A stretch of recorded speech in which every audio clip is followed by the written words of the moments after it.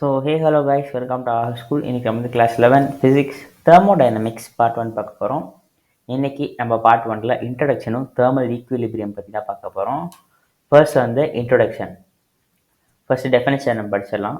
Thermodynamics in physics is a branch that deals with heat, work and temperature and their relation to energy, radiation and physical properties of matter. அதாவது thermodynamics என்னன்னா study of work, energy, temperature இதெல்லாம் நம்ம study பண்ணோம்னா அதுதான் thermodynamics அப்படின்றத சொல்கிறாங்க. So இதில் நம்ம என்ன ஸ்டடி பண்ணுவோம், தெர்மோடைனமிக்ஸில் எதை பற்றி நம்ம பார்ப்போம் அப்படின்னா, பொதுவாக தெர்மோடைனமிக்ஸ்னால் ஹீட் ஃப்ளோ, அதுதான் தெர்மோடைனமிக்ஸ்னு சொல்லுவோம். நேம்லேயே இருக்குது தெர்மல் டைனமிக்ஸ். ஸோ இது வந்து ரேடியேஷன், நம்ம போன சாப்டரில் தெர்மல் ப்ராப்பர்ட்டிஸ் ஆஃப் மேட்டர் பார்த்தோம்ல, அதோட கண்டினியூஷன் மாதிரியே எடுத்துக்கலாம். So work, heat and work, temperature இது மூணும் energy, radiation and physical properties கூட எப்படி ரிலேட் ஆகிருக்கு, என்னென்ன ரிலேஷன்ஸ் இருக்குது அப்படின்றத படிக்கிறதா நம்ம தெர்மோடைனமிக்ஸ் அப்படின்றத சொல்லுவோம். ஃபார் எக்ஸாம்பிள் இங்கே ஒரு எக்ஸாம்பிள் கொடுத்துருக்காங்க. ஹீட் ஃப்ளோ அப்படின்னு சொல்லி கொடுத்துருக்காங்க. ஹாட் ஆப்ஜெக்ட்லேருந்து கோல்டு ஆப்ஜெக்ட்க்கு வந்து டெம்பரேச்சர் பாஸ் ஆகிறது, இதை ஹீட் ஃப்ளோன்னு சொல்லியிருக்காங்க. ஸோ இதுவும் தெர்மோடைனமிக்ஸ்க்கான ஒரு எக்ஸாம்பிள் எடுத்துக்கலாம். ஸோ அடுத்து தெர்மல் ஈக்குவிலிபிரியம் அப்படின்றத என்னென்னு பார்க்கலாம். ஸோ இது வந்து ஃபஸ்ட் நான் எக்ஸாம்பிள் எக்ஸ்பிளைன் பண்ணிடுறேன். இங்கே ஒரு இமேஜ் கொடுத்துருக்காங்க. ஹீட் ஃப்ளோ வந்து எந்த பக்கம் இருக்குது அப்படின்றது கொடுத்துருக்காங்க. ஸோ ஃபார் எக்ஸாம்பிள் நம்ம வந்துட்டு ஒரு வாட்டரை பாயில் பண்ணுறோம்.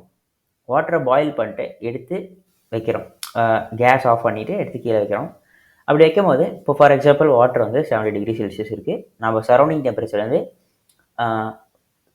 30 டிகிரி ஆர் 25 டிகிரி செல்சியஸில் இருக்குதுன்னு வச்சுக்கலாம். 25 டிகிரி செல்சியஸில் இருக்குதுன்னு வச்சுக்கலாம். ஸோ இந்த 70 டிகிரி செல்சியஸில் இருக்க வாட்டர் வந்து 25 டிகிரி செல்சியஸ் ஆனதுக்கப்புறம், ஸோ ரெண்டுமே 25 டிகிரி செல்சியஸில் இருக்கும் போது அது தெர்மல் ஈக்குவிலிபிரியம்ன்ற ஸ்டேட்டை ரீச் ஆகும். அது ஆகிற வரைக்கும் அது தெர்மல் ஈக்குவிலிபிரியம்ன்ற ஸ்டேட்டில் இருக்காது அப்படின்றத எக்ஸ்பிளைன் பண்ணுறாங்க. அதுதான் தெர்மல் ஈக்குவிலிபிரியம். ஃபார் எக்ஸாம்பிள் இங்கே ஒரு ஹாட் ஆப்ஜெக்ட் இருக்குது, இங்கே ஒரு கோல்டு ஆப்ஜெக்ட் இருக்குது. எப்போ இந்த ஹாட் அண்ட் கோல்டு ஆப்ஜெக்ட் ரெண்டுமே சேம் டெம்பரேச்சர், அதாவது இந்த இடத்துல மீட் ஆகுதோ அப்போ தான் தெர்மல் ஈக்குவிலிபிரியமை ரீச் ஆகும் அப்படின்றத சொல்கிறாங்க. இதுக்கான டெஃபினேஷன் நம்ம படித்து பார்க்கலாம். A system is said to be in thermal equilibrium when there is no temperature difference between system and surrounding. அதாவது ஒரு சிஸ்டம் வந்து ஈக்குவிலிபிரியமில் இருக்குன்னு அப்படின்னு நம்ம டிஃபைன் பண்ணணும்னா அந்த சிஸ்டமுக்கும் அந்த சிஸ்டமோட சரௌண்டிங்கில் இருக்க டெம்பரேச்சருக்கும் டிஃப்ரென்ஸ் வந்து இருக்கக்கூடாது அப்படின்னு சொல்கிறாங்க. அப்போ டிஃப்ரென்ஸ் இல்லாமல் இருந்தால் தான் தெர்மல் ஈக்குவிலிபிரியமாக இருக்கும் அப்படின்றதையும் சொல்கிறாங்க. அதே தான். ஃபார் எக்ஸாம்பிள் இன்னொரு எக்ஸாம்பிள் எடுத்துக்கலாம். நம்ம வந்து ஃப்ரிட்ஜிலேருந்து பால் எடுத்து வைக்கிறோம். ஃப்ரிட்ஜிலேருந்து நம்ம மில்க் எடுத்து வைக்கும்போது ஃபார் எக்ஸாம்பிள் மில்க் வந்துட்டு 5 டிகிரி செல்சியஸில் இருக்குது அப்படின்னு வச்சுக்கலாம். ஸோ 5 டிகிரி செல்சியஸ் இருக்க மில்க் நம்ம எடுத்து கீழே வைக்கிறோம். அப்போ வந்து ரூம் டெம்பரேச்சர், அதாவது 25 degree Celsius, 28 degree Celsius, 25 degree செல்சியஸே வச்சுக்கோம். அந்த 25 டிகிரி செல்சியஸ் ரீச் ஆனதுக்கப்புறம் தான் அது தெர்மல் ஈக்குவிலிபிரியமில் இருக்கும். 25 டிகிரி செல்சியஸ் ரீச் ஆகிற வரைக்கும் அது தெர்மல் ஈக்குவிலிபிரியம்ன்ற ஸ்டேட்டில் இருக்காது அப்படிங்கிறத டிஃபைன் பண்ணுறாங்க. இதுதான் thermal equilibrium. So that's it guys, thank you for வாட்சிங். நம்ம பார்ட் 2ல கண்டினியூ பண்ணலாம்.